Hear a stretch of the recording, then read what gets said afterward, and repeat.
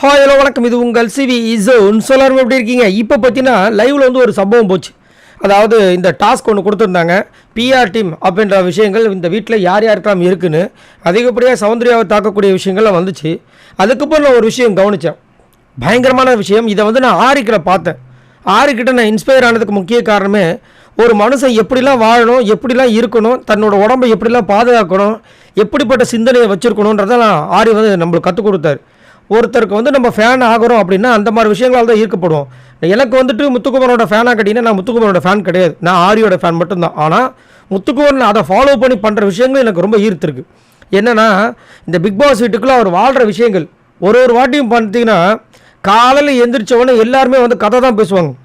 ஆனால் முத்துக்குமரன் மட்டும்தான் from day ஒன்லேருந்து இப்போ வரைக்கும் வந்து ஃபுல்லாக ஆக்டிவிட்டி, ஹெல்த், எக்ஸசைஸ், வேறு மாதிரி ஒரு சம்பவம். யார் பண்ணுறாங்களோ யார் பண்ணலையோ அதெல்லாம் அவருக்கு தெரியாது. அவருக்கு தேவையில்லாத ஒரு விஷயம். காலையில் எந்திரிப்பார், ஏதாவது ஒரு எக்ஸசைஸ் பண்ணுவார், ரன்னிங் ஓடுவார். அதனால தான் ஒரு வாட்டி மஞ்சரி வந்து கேப்டனாகவோ சம்திங் இல்லை இன்சார்ஜ் ஏதோ சம்திங் இருப்பாங்க அந்த பாய்ஸ் கேர்ள்ஸில். அப்போ வந்து 30 கவுண்ட்டாக 3 செட்டு சொல்லியிருப்பாங்க, வெறித்தனமாக போட்டிருப்பார். அது பயங்கரமாக இருக்கும். அந்த மாதிரி வந்துட்டு ஒரு ஆக்டிவான ஒரு உடம்பை வச்சுக்கிறதுல சான்ஸே கிடையாது. அதே மாதிரி என்ன பண்ணுறாருன்னா, இது அவர் பண்ணுறதும் இல்லாமல் மற்றவங்கள பண்ண வைக்க தூண்டுறாரு. இன்றைக்கி காலையில் ஒரு விஷயத்தை பார்க்குறான், ரொம்ப அருமையாக இருக்குது.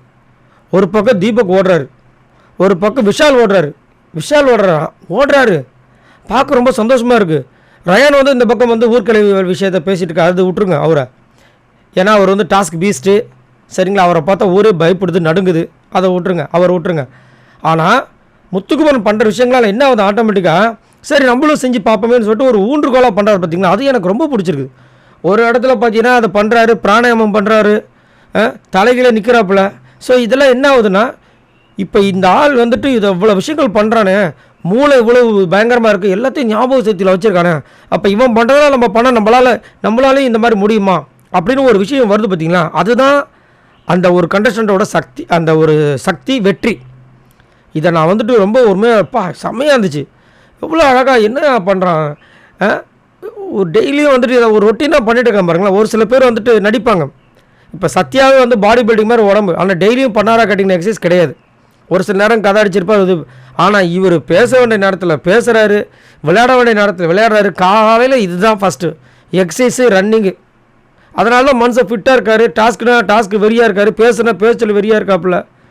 வேறு மாதிரி இவர் பண்ணதும் இல்லாமல் இன்றைக்கி எல்லோரையும் பண்ண வச்சார். பார்த்தீங்களா?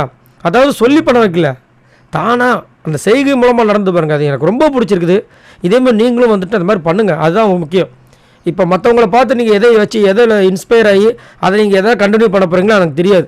ஆனால் முத்துக்குமரன் கிட்ட இருக்கிற இந்த முக்கியமான ஒரு கோல்டன் ஒரு விஷயத்தை வந்துட்டு நம்ம கற்றுக்க வேண்டியது ரொம்ப ரொம்ப நல்லது. அது நம்மளோட லைஃப்க்கு ரொம்ப நல்லது, வேறு மாதிரி. ஸோ உங்களோட கருத்துக்களை சொல்லுங்கள். பாய் நண்பர்களே.